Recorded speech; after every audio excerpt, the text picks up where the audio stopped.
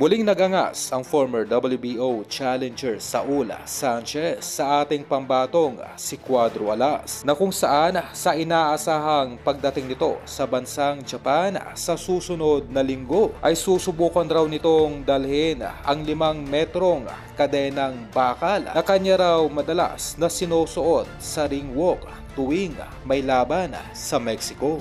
At ayon pa kay Sanchez, ang nasabing kadenang bakal raw ay siyang pampabuenas nito na kung saan ay sigurado daw ang kanyang panalo tuwing dinadala nito ang nasabing kadena sa ring walk. Gano pa man ay hindi pa malinaw sa ngayon kung makakalusot sa immigration ng Japan ang pagdadala ng ganitong uri ng kasangkapan. Para po sa kalaman ng lahat, ang nasabing laban ni Casimero dito kay Saul Sanchez sa linggo ng Oktubre 13 ay ang huling tsansa na ng ating kababayan, at sa nasabing laban ay nakataya dito ang buong karera ni Cuadro Alas at ang huling tsansa nito na magkaroon pa ng slot upang makaharap ang tinaguriang halimaw ng Japan na si Naoya Inoue. Kung itong si Sanchez ay mapapatulog lamang ni Casimero sa loob ng 3 rounds ay paniguradong lalong pagkakaguluhan itong si Casimero sa buong Japan, na kung saan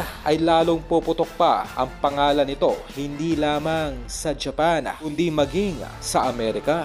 Para po sa kalaman ng lahat ay dati ng sikat ang pangalan ni Casimero sa Amerika. Ngunit ito nga po ay medyo natabunan ng sumikat ng husto itong si Inoue sa parehong divisyon. At atin pang idagdag na matagal nang walang knockout win itong si Casimero. Kumbaga, ang isang boxer po kasi ay mabilis at lalong nakikilala kung panay knockout win ito. Kagaya na lamang sa mga naging laban noon at ngayon nitong si Inoue. Kaya ang pangalan ni Alas ay babalik lamang sa tugatog ng super bantamweight kung muling maibabalik nito ang mga knockout win sa super bantamweight.